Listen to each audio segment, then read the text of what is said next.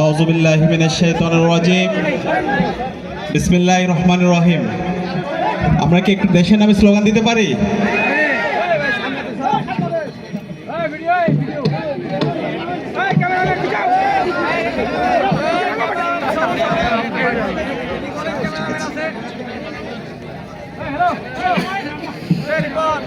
আমরা একটু দেশের নামে স্লোগান দিব।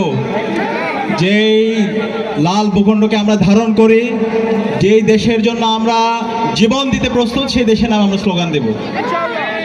তোমার দেশ আমার দেশ, বাংলাদেশ বাংলাদেশ। তোমার দেশ আমার দেশ, বাংলাদেশ বাংলাদেশ। দিল্লি না ঢাকা, ঢাকা ঢাকা, দিল্লি না ঢাকা, ঢাকা ঢাকা, ঢাকা ঢাকা, ঢাকা ঢাকা। ইনকিলাব ইনকিলাব, ইনকিলাব ইনকিলাব।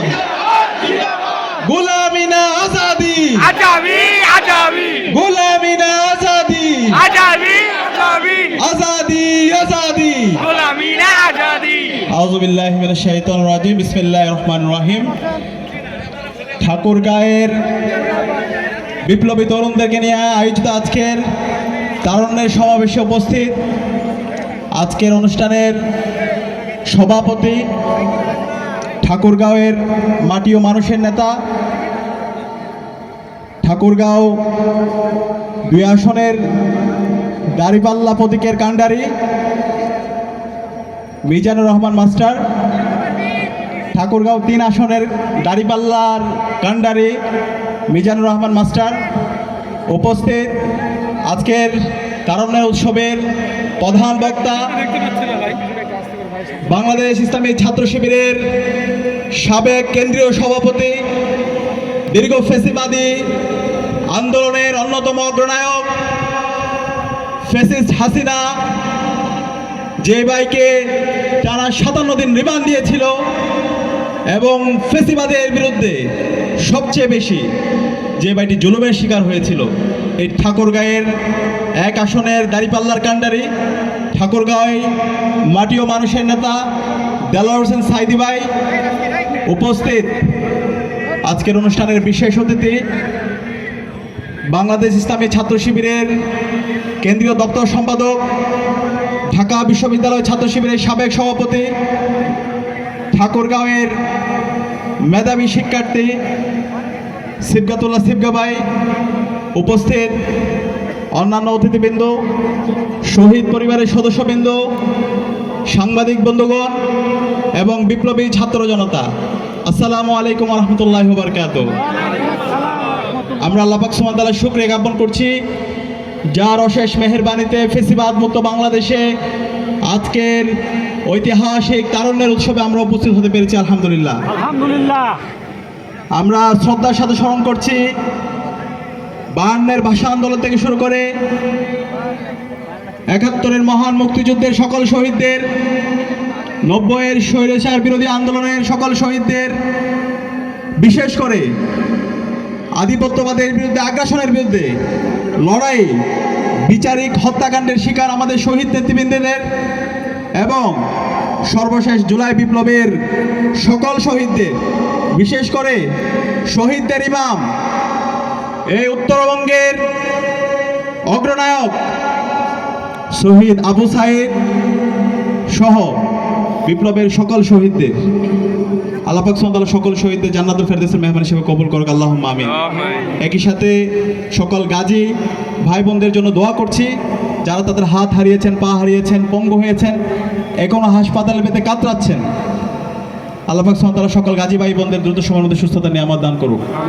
এবং আমরা একই সাথে দোয়া করছি বাংলাদেশের সাবেক প্রধানমন্ত্রী, যিনি সবসময় আধিপত্যবাদের বিরুদ্ধে, আগ্রাসনের বিরুদ্ধে কথা বলেছেন, ফ্যাসিবাদের বিরুদ্ধে তার প্রতিবাদ প্রতিরোধ জারি রেখেছেন, বেগম খালেদা জিয়ার জন্য আল্লাহ পাক সুবহানাহু ওয়া তাআলা যেন ওনাকে দ্রুত সময়ের মধ্যে সুস্থতার নিয়ামত দান করেন, আমিন।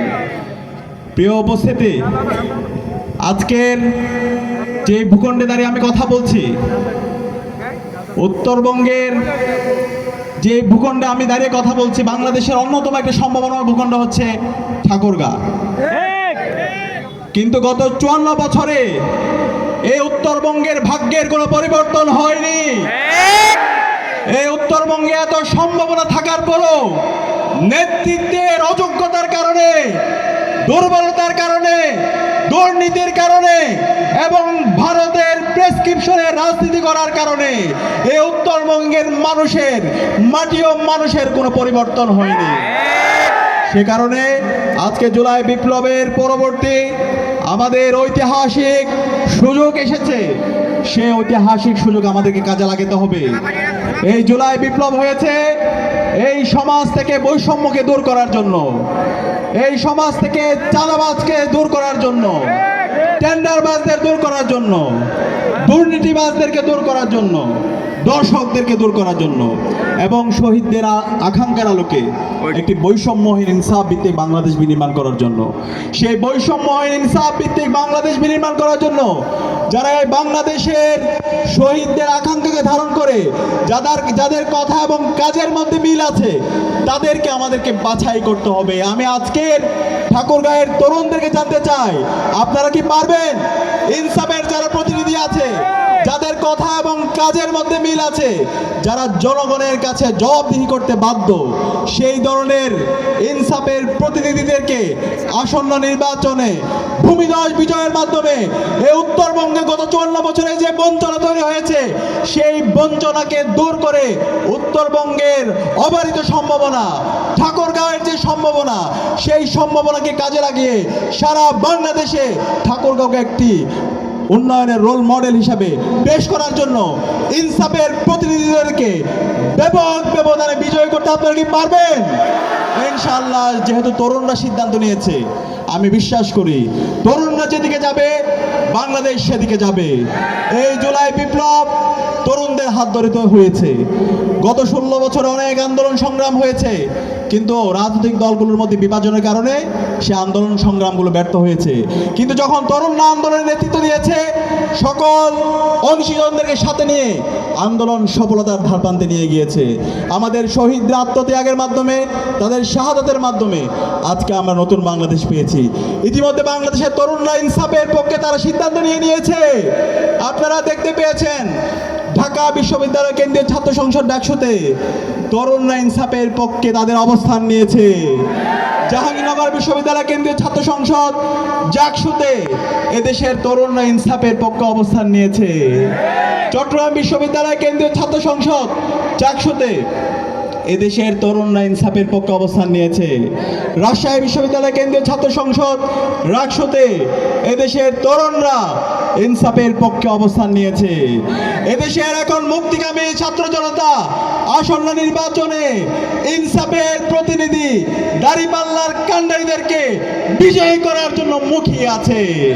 আজকে সারা দেশে একটা নীরব বিপ্লব হয়ে গেছে। সারা দেশের মানুষরা মুখিয়ে আছে এই বাংলাদেশের 54 বছরের বঞ্চনাকে ভাঙার জন্য। আমার কৃষক, শ্রমিক, চাষা বসা থেকে শুরু করে সকল মানুষের মুক্তির জন্য, তাদের অধিকার আদায়ের জন্য এদেশের মানুষরা আজকে ইনসাফের প্রতিনিধিদেরকে ব্যাপক ব্যবধানে বিজয় করার জন্য তারা মুখিয়ে আছে ইনশাআল্লাহ। সে কারণে আজকে যারা তরুণরা আছে তাদেরকে অগ্রণী ভূমিকা পালন করতে হবে। আমরা তরুণরা গত 16 বছর আমরা ভোট দিতে পারিনি। আজকে তরুণদেরকে অগ্রণী ভূমিকা পালন করতে হবে। জুলাই বিপ্লব যেভাবে অগ্রণী ভূমিকা পালন করেছে, এই আসন্ন নির্বাচনে ভোট কেন্দ্র নিরাপদ রাখার জন্য তরুণদেরকে অগ্রণী ভূমিকা পালন করতে হবে। আপনারা কি পারবেন ইনশাআল্লাহ? নতুন বাংলাদেশে যদি রাজনীতি করতে হয়, তারুণ্যকে ধারণ করে রাজনীতি করতে হবে। নতুন বাংলাদেশে যদি রাজনীতি করতে হয়, ইনসাফকে ধারণ করে রাজনীতি করতে হবে। নতুন বাংলাদেশে যদি রাজনীতি করতে হয়, এই অঞ্চলের মাটি ও মানুষের ভাষাকে ধারণ করে রাজনীতি করতে হবে। এই দেশে এসে রাজনীতি করতে হবে।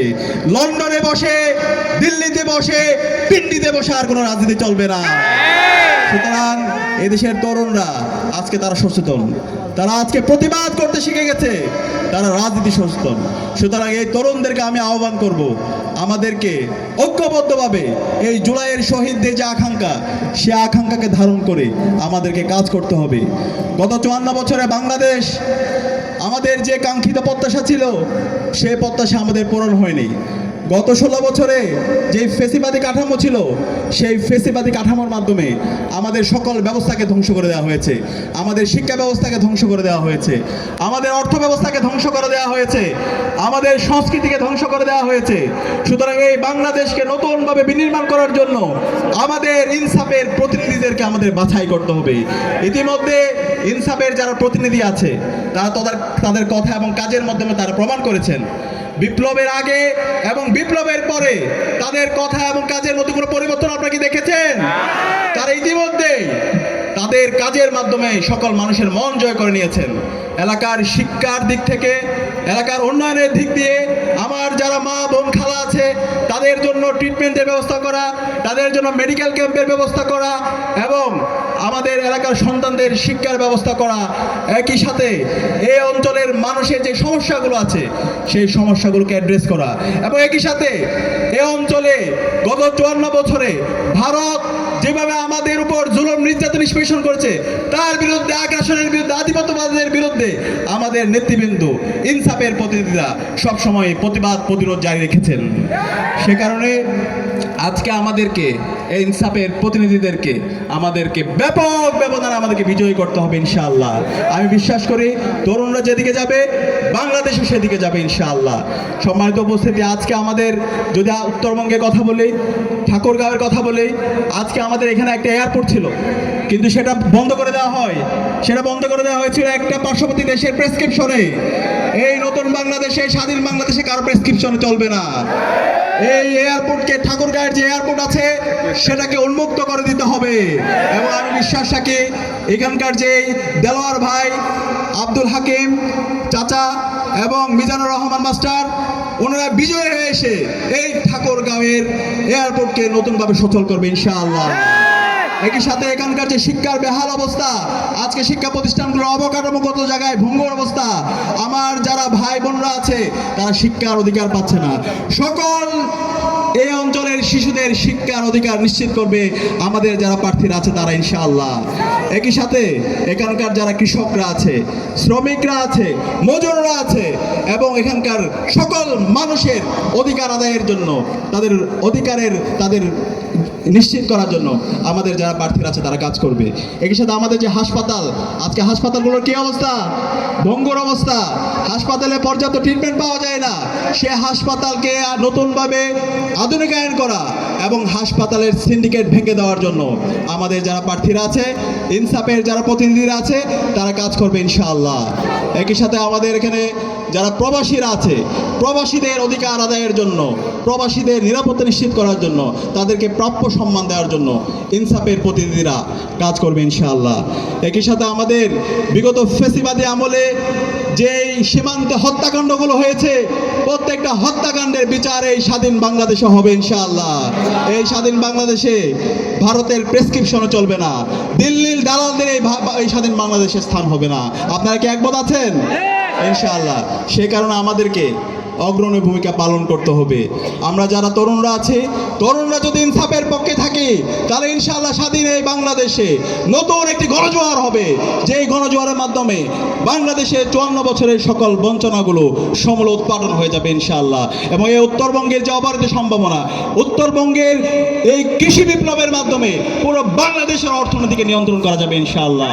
সে কারণে আজকে আমার যারা এখানে কৃষকরা আছেন, শ্রমিকরা আছেন, আপনাদের অধিকার নিশ্চিত করার জন্য ইনসাফের প্রতিনিধিদেরকে আমাদেরকে বাছাই করতে হবে। আজকে ইনসাফের যারা প্রতিনিধি আছে, দেলোয়ার হোসেন সাইদি ভাই, আব্দুল হাকিম চাচা, মিজানুর রহমান মাস্টার চাচা, তারা এক একজন আমানতদার। তারা নির্বাচিত হয়ে এসে সরকার থেকে আপনাদের জন্য যে বাজেট আসবে, একটা পয়সাও তারা মেরে খাবে না। তারা দুর্নীতির বিরুদ্ধে জিরো টলারেন্স নীতি ঘোষণা করেছে। এবং তাদের নিজস্ব ক্যাপাসিটিতে ইসলামী ছাত্র শিবিরের কেন্দ্রীয় সভাপতি ছিল দেলাওয়ার হোসেন ভাই এবং বাকি সবাই বিভিন্ন পর্যায়ের নেতৃবৃন্দ তাদের ব্যক্তিগত ক্যাপাসিটির মাধ্যমেও আপনাদের জন্য দেশে এবং দেশের বাইরে থেকে বড় বড় ফান্ড তারা নিয়ে আসতে পারবে ইনশাআল্লাহ।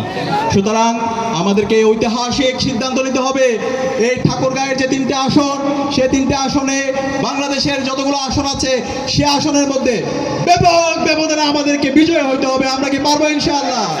ইনশাআল্লাহ। এবং তরুণ যারা আছে তাদেরকে আমাদেরকে সিদ্ধান্ত নিতে হবে। তারুণ্যের প্রথম ভোট, তারুণ্যের প্রথম ভোট, তারুণ্যের প্রথম ভোট দাঁড়িপাল্লার পক্ষ হোক ইনশাআল্লাহ। আগামীর যে বাংলাদেশ হবে সে বাংলাদেশ হবে ইনসাফের বাংলাদেশ। আগামীর যে বিপ্লব হবে সে বিপ্লব হবে ইসলামের বিপ্লব। আগামীর যে বাংলাদেশ হবে সে বাংলাদেশ হবে শহীদ আবু সাঈদের বাংলাদেশ। আগামীর যে বাংলাদেশ হবে সে বাংলাদেশ হবে শহীদ তিতুমীরের বাংলাদেশ। আগামীর যে বাংলাদেশ হবে সে বাংলাদেশ হবে শাহজালালের বাংলাদেশ।